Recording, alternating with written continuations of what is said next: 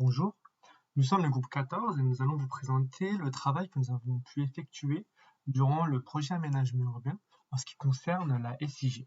Nous avons pu utiliser le logiciel QGIS qui permet de représenter grâce à un ensemble de fichiers sous format shapefile ou GeoJSON afin de pouvoir représenter sur une carte des éléments encodés dans certains points.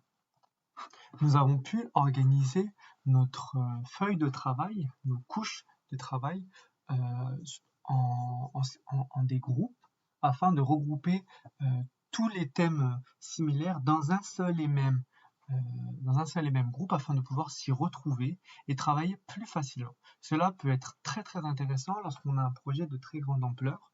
Par exemple, nous avons donc différentes vues. Donc, nous avons la vue OpenStreetMap ou la vue Google Satellite. Nous avons également donc dans le stationnement donc les plans de voirie en ce qui concerne les points de nivellement et autres. Nous avons également les équipements urbains et j'en passe. Nous avons donc pu organiser cela afin de pouvoir avoir un fichier QGZ donc, qui regroupe l'ensemble de nos données bien organisées et faciles à prendre en main. Nous avons pu utiliser différentes vues, mais nous sommes focalisés sur une vue OpenStreetMap ainsi qu'une vue Google Satellite. Nous allons voir à quoi correspond la vue Google Satellite. Donc nous avons exactement ce que nous pouvons trouver sur Google Maps lorsque nous faisons une recherche Internet. Nous avons également la vue OpenStreetMap qui regroupe l'ensemble des données que nous avons, que nous pouvons trouver sur nos cartes GPS par exemple. Nous avons décidé pour la suite de nous concentrer sur le travail sur le plan OpenStreetMap. Et nous avons pour commencer, afin de pouvoir repérer notre rue, nous avons utilisé une extension, un plugin qui est téléchargeable dans le logiciel et qui peut nous faciliter la recherche d'adresses. Donc nous avons pu effectuer la recherche de l'avenue Richerand.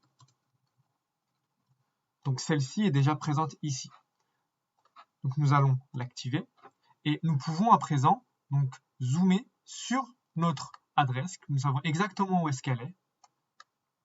Donc nous allons continuer, voilà, et nous voici arrivés à l'avenue Richerand. Pour ce faire, pour garder cette adresse directement enregistrée, nous avons pu créer un signet afin de pouvoir retrouver ce plan que nous pouvons voir ici directement, même si nous nous trouvons à un autre endroit. Si malencontreusement je me retrouve également à cet endroit-là, au lieu de rezoomer au fur et à mesure, il me suffit d'appuyer sur le géosignet pour me retrouver directement au niveau du cadrage de nos rues souhaitées.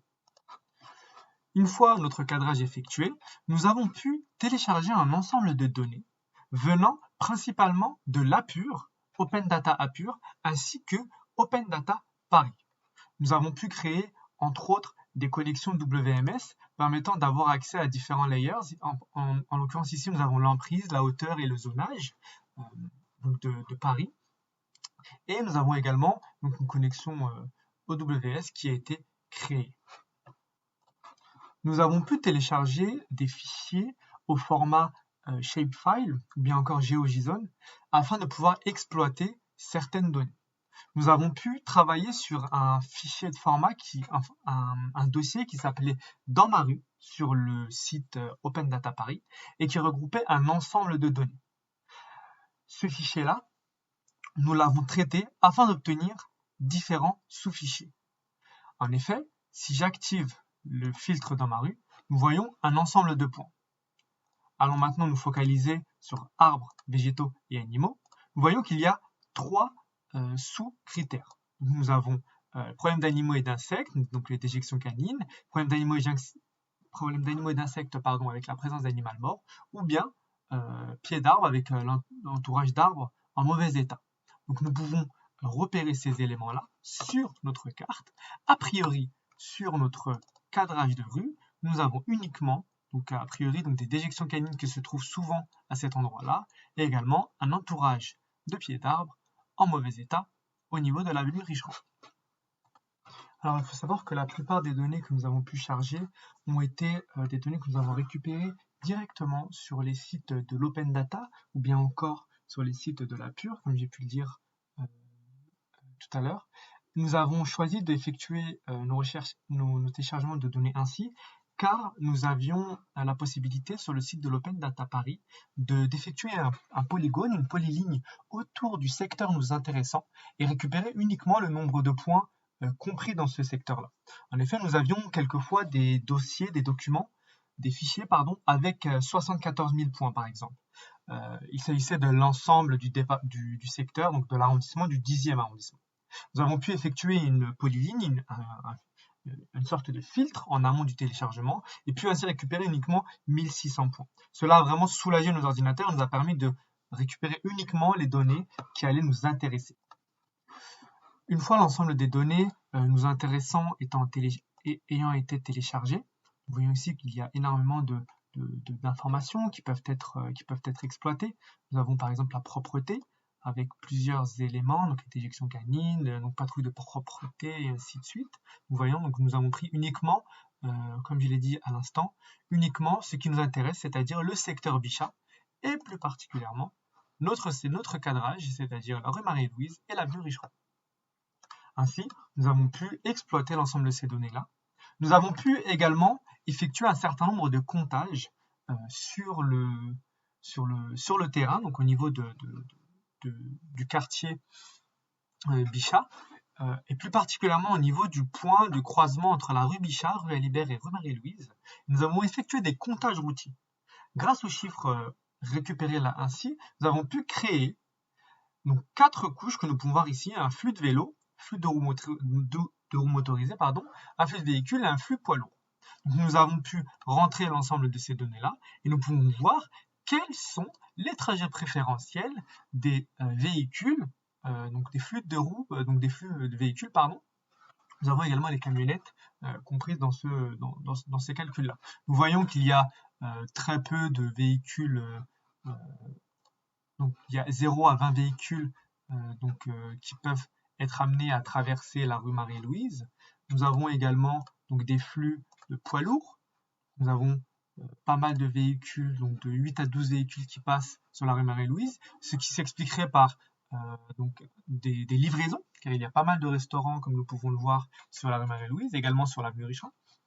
Donc nous avons pu exploiter l'ensemble de nos données, ce qui a vraiment été assez intéressant pour la suite et l'imagination de nos scénarios. Une fois l'ensemble de nos données enregistrées, nous avons pu exploiter cela sous forme de carte. Nous avons exporté l'ensemble de nos données, nous pouvons en voir une ici. Donc nous avons pu exporter la carte du mobilier urbain. Nous avons fait en sorte d'effectuer des sortes de transparence sur les cadres de légende afin de pouvoir avoir un visu sur ce qui se passe derrière ce cadre-là. En effet, nous avons pu croiser des données, ce qui s'avère très très intéressant et très important au vu de l'exploitation pour l'imagination, pour l'élaboration de nos scénarios. Par exemple, dans cette carte-là, nous avons donc une carte recensant le stationnement et les places sur le stationnement dans les rues Marie-et-Louise et l'avenue Richeron, donc recensé du 1er janvier 2018 à octobre, donc de janvier 2018 à octobre 2020. Donc nous voyons que nous avons un ensemble de places de stationnement. Donc nous avons ici donc des stationnements mixtes. Nous avons du stationnement, des zones de livraison périodique ici et ici. Nous en avons également ici. Nous avons pu les dénombrer grâce au logiciel QGIS. Et ainsi, nous constatons que malgré le fait qu'il y ait du stationnement possible sur ces endroits-là, nous voyons qu'il y a du stationnement gênant qui est reporté via l'application Dans ma rue. Donc, nous voyons qu'il y a un vrai problème qui se passe au niveau du stationnement sur ces deux rues-là. Et nous avons pu en conclure qu'il s'agissait que cela était dû à la largeur de la voirie qui était très importante et qui permettait aux usagers de la voirie de s'arrêter et de ne pas gêner le reste de la circulation. Cette mauvaise habitude-là a été prise et nous avons fait en sorte, dans les scénarios en l'occurrence, de pouvoir proposer un scénario contrant cela et évitant d'avoir du stationnement gênant pouvant être dangereux, à savoir qu'il y a un arrêt de bus ici au niveau de l'avenue Richeron. Le bus se retrouve souvent en difficulté lorsqu'il doit traverser cette avenue. Donc voilà, nous avons pu travailler ainsi sur les cartes, nous avons pu élaborer une carte du stationnement, nous avons les cartes du stationnement gênant, et ainsi pu effectuer une carte mixant les deux. Nous avons pu vraiment effectuer différentes cartes, ce qui a été très intéressant, est très enrichissant au vu du groupe et au vu de l'exploitation des données. Ainsi, nous avons pu effectuer notre travail donc, de SIG qui était très intéressant et très complémentaire car il nous a permis d'avoir une vision sur certains éléments que nous n'avions pas remarqués auparavant. De plus, le confinement nous a bloqué en ce qui concerne le déplacement sur ces axes-là. La visualisation de ces derniers via la SIG nous a vraiment beaucoup apporté, il nous a soulagés afin d'avoir des idées qui soient cohérentes avec les aménagements proposés.